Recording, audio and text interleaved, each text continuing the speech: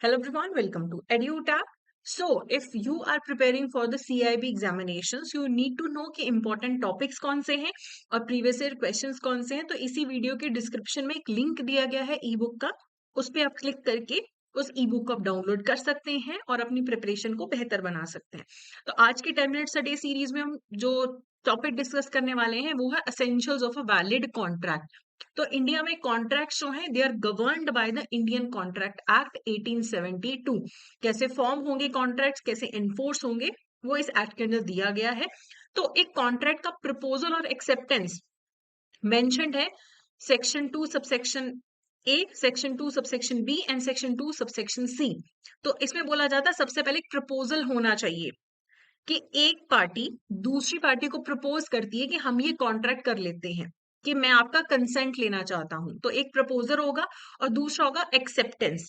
Acceptance कब होता है? जब एक ने प्रपोज किया और दूसरे ने अपना असेंट दे दिया. तो प्रपोजल प्रॉमिस बन जाता है जब उसे एक्सेप्ट कर लिया जाता है. मैंने आपको बोला कि मैं आपकी कार खरीदना चाहती हूँ, तो मैं आपको इसके लिए 5 लाख रुपीज दूंगी. तो मैंने प्रपोजल रखा और आपने जब उसे एक्सेप्ट कर लिया, ठीक है, तो वो प्रॉमिस बन गया. अब इसके लीगल इम्प्लीकेशंस क्या क्या होते हैं प्रपोजल एक्सेप्टेंस के? जो ऑफर है, मेरी तरफ से जो ऑफर है वो क्लियर डेफिनेट होना चाहिए और अच्छे से कम्युनिकेटेड होना चाहिए है. और जो आप एक्सेप्ट कर रहे हो वो एब्सोल्यूट और अनकंडीशनल एक्सेप्टेंस होना चाहिए है. और दोनों पार्टीज सेम चीज को सेम सेंस में समझे, यानी कि कंसेंसस एड आइडम हो रहा है. मैंने आपको बोला कि मैं आपकी कार खरीदना चाहती हूँ, ठीक है, और मैं इसके बदले में आपको 4 लाख दूंगी. आपके पास दो कार्स हैं, एक स्कॉडा की है और एक होंडा की है. आपको लगा मैं होंडा वाली कार खरीदने की बात कर रही हूँ, जबकि मैं स्कॉडा वाली की बात कर रही थी. तो ये कंसेंसस एड आइडम नहीं है, क्योंकि हम सेम सेंस में नहीं समझ रहे हैं चीज को. ओके. सो एक कॉन्ट्रैक्ट में एग्जाम्पल क्या रहेगा कि एक पार्टी दूसरे को प्रपोजल रखती है कि मैं आपकी ये होंडा की कार खरीदना चाहती हूँ, इसके बदले में आपको इतने पैसे दूंगी, आप एक्सेप्ट करते हो. तो ये एक वैलिड कॉन्ट्रैक्ट है. और कॉन्ट्रैक्ट के अंदर एक intention to create legal relationship होना चाहिए है. मान लीजिए कि मैंने आपको प्रॉमिस किया कि आप मुझे ये अपनी कार दे दो, ठीक है. हमारा इंटेंशन है कि लीगली हम कार का ट्रांसफर करेंगे, मनी का ट्रांसफर करेंगे. हमारा इंटेंशन है एक लीगल रिलेशनशिप क्रिएट करने का. लेकिन अगर कोई सोशल या डोमेस्टिक अग्रीमेंट है वो कॉन्ट्रैक्ट नहीं होते. इसके लिए एक बहुत फेमस केस है बेल्फर वर्सेस बेल्फर का. इसमें एक हस्बैंड अपनी वाइफ को प्रॉमिस करता है कि मैं तुम्हें हर महीने ना 100 पाउंड दूंगा मेंटेनेंस के. अब उस का तलाक हो जाता है अपनी वाइफ से. अब वाइफ बाद में केस कर देती है कि आपने तो मेरे साथ कॉन्ट्रैक्ट किया था कि आप मुझे दो पैसे दोगे हर महीने, अब आप देते नहीं हो. तो कोर्ट ने बोला था कि तो आपका सोशल अग्रीमेंट था, ये कोई कॉन्ट्रैक्ट नहीं है, क्योंकि जब ये बात की गई थी आपका कोई इंटेंशन नहीं था लीगल ऑब्लिगेशन क्रिएट करने का. तो ये जो हस्बैंड वाइफ को प्रॉमिस कर रहे हैं सोशल और डोमेस्टिक अग्रीमेंट है, ये कॉन्ट्रैक्ट नहीं है, क्योंकि दोनों पार्टीज का इंटेंशन नहीं था to create a legal relationship. अगला है lawful consideration under section 2 subsection D. Okay. And consideration का मतलब होता है समथिंग इन रिटर्न, कि अगर मैं आपको पैसे दे रही हूं, आप मुझे कार दे रहे हैं, है ना, और जो भी चीजें एक्सचेंज हो रही हैं वो लीगल हैं. तो consideration must move at the desire of the promisor and agreement without consideration is void. अगर आपको मैं बोलूं कि आप मुझे अपनी कार दे दो, आपको उसके बदले में कुछ नहीं मिलेगा, ये लॉफुल नहीं है. लेकिन अगर सेक्शन 25 ये बोलता है कि अगर out of natural love and affection, अगर आपके पेरेंट्स, मान लो मेरे पेरेंट्स मुझे अपनी कार दे देते out of love and affection, है ना, और रिटर्न में कॉन्ट्रैक्ट कर लेते, तो वहां पे विदाउट कंसिडरेशन भी कॉन्ट्रैक्ट हो सकता है. ठीक है. अब A promises to sell his car to B for 1 lakh. Here A's car and B's 1 lakh are lawful consideration. कि A को कार मिल गई और एक को पैसा मिल गया. ठीक है. जो प्रॉमिस मांग रहा है, मैं प्रपोज कर रही हूं तो मैं प्रॉमिसर हूं और आप कौन है? प्रॉमिसी हैं. सो कंसिडरेशन प्रॉमिसर के डिजायर पे मूव करता है. ओके. उसके बाद है लॉफुल ऑब्जेक्ट. जो ऑब्जेक्ट है कॉन्ट्रैक्ट का वो लीगल होना चाहिए, इलीगल नहीं होना चाहिए, इमोरल नहीं होना चाहिए. जैसे कि स्मगलिंग है, प्रोस्टिट्यूशन है, ये इलीगल चीजें हैं या इमोरल चीजें, इनको लेके कॉन्ट्रैक्ट नहीं होता है. और ऐसी किसी चीज का कॉन्ट्रैक्ट नहीं होगा जो पब्लिक पॉलिसी के अगेंस्ट है. जैसे किसी को ट्रेड करने से रोकना, ये आपका पब्लिक पॉलिसी के अगेंस्ट है. तो एक केस हुआ था SL Fernandes versus VM Fernandes. अब यहाँ पे एक भाई ने दूसरे भाई को बोला कि ये दुकान तुम संभाल लो, ये दुकान अब तुम संभालो, शराब की दुकान है, तुम संभाल लो। लेकिन जो दूसरा भाई है उसके पास लिकर लाइसेंस ही नहीं था, तो ये कॉन्ट्रैक्ट लीगल नहीं हो सकता। ठीक है, क्योंकि उसके पास लाइसेंस नहीं था। चलिए, अगला है फ्री एंड जेन्युइन कंसेंट। ये सेक्शन 13 से लेके सेक्शन 22 जो है इंडियन कॉन्ट्रैक्ट एक्ट का, इसके बारे में बात करता है कि आप जबरदस्ती करके, अनफेयर प्रेशर, अनड्यू इन्फ्लुएंस डाल के, फ्रॉड करके, मिस रिप्रेजेंटेशन करके, झूठ बोल के आप कॉन्ट्रैक्ट नहीं साइन करवा सकते। मिस्टेक से अगर किसी ने साइन कर दिया, वो कॉन्ट्रैक्ट नहीं बन जाता। ए ने बी को धमकाया कि मैं तुझे गोली मार दूंगा अगर तू कॉन्ट्रैक्ट नहीं साइन करेगा, तो ये कवर्जन है।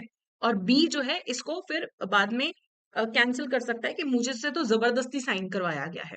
ओके, उसके बाद एक कैपेसिटी टू कॉन्ट्रैक्ट की बात सेक्शन 11 में की गई है कि जो पार्टीज कॉन्ट्रैक्ट करती हैं, they should have the capacity to contract. कि पार्टीज का जो एज है, मेजोरिटी होना चाहिए, 18 प्लस होना चाहिए, वो साउंड माइंड के होने चाहिए, यानी कि capable of understanding the contract होने चाहिए, and they should not be disqualified by law, insolvent ना हो तो ही वो कॉन्ट्रैक्ट कर सकते हैं। जैसे केस हुआ था मोहरी बीबी वर्सेस धर्मोदास घोष। तो मोहरी बीबी ने धर्मोदास घोष को मान लो लोन दे दिया, लेकिन धर्मोदास 17 साल का है, यानी कि वो तो मेजर ही नहीं है। तो बाद में उसने लोन में जब धर्मोदास ने डिफॉल्ट कर दिया, मोहरी बीबी कोर्ट पहुंच गई कि मेरा पैसा वापस दिलवाओ। तो कोर्ट बोलता कि इसके साथ आप कॉन्ट्रैक्ट कर ही नहीं सकते थे, ये तो माइनर है, ये तो शुरू से वॉइड है, वॉइड एब इनिशियो, शुरू से इनिशियल पॉइंट से ये वॉइड है, इनवैलिड कॉन्ट्रैक्ट है। ठीक है, फिर आपका जो कॉन्ट्रैक्ट है उसमें certainty and possibility of performance होना चाहिए। कभी भी जो terms and conditions of contract है वो वेग नहीं होने चाहिए, क्लियर होने चाहिए। ठीक है, एंड कॉन्ट्रैक्ट ऐसा हो जो परफॉर्म किया जा सके। अगर एक पर्सन दूसरे पर्सन को प्रॉमिस कर दे कि मैं तुम्हारे बच्चे को जिंदा कर दूंगा जिसकी डेथ हो चुकी, इनवैलिड कॉन्ट्रैक्ट है। ठीक है, अगर मैं आपको ये बोलूं कि मैं आपको 50 टन मेटल सप्लाई करूंगी, कौन सा मेटल, किस फॉर्म में मेटल, कुछ भी स्पेसिफाइड नहीं है, तो ये अनसर्टेनिटी है इसके अंदर और ये फिर वैलिड नहीं माना जाएगा। ओके, उसके बाद है agreement not expressly declared void. अगर कोई ऐसी चीज का आप अग्रीमेंट करते हो जो एक्सप्रेसली मना है करना, लीगली बिल्कुल मना है, आप वो नहीं कर सकते हो। जैसे मैं आपको बोलूँ कि मुझे आप एक शेर की खाल ला के दे दो, ये तो एनिमल तो प्रोटेक्टेड है इंडियन लॉज के अंदर, तो ये नहीं हो सकता है। ठीक है, बेट करना कि सट्टेबाजी करना, अगर सरकार ने बोल दिया कि अलाउड नहीं है, तो उस चीज को लेके जो सरकार ने बिल्कुल ही वॉइड डिक्लेयर कर रखा है उसको लेके आप कॉन्ट्रैक्ट नहीं कर सकते हो। अब क्या कॉन्ट्रैक्ट एक्ट बैंकिंग में भी एप्लीकेबल है? यस।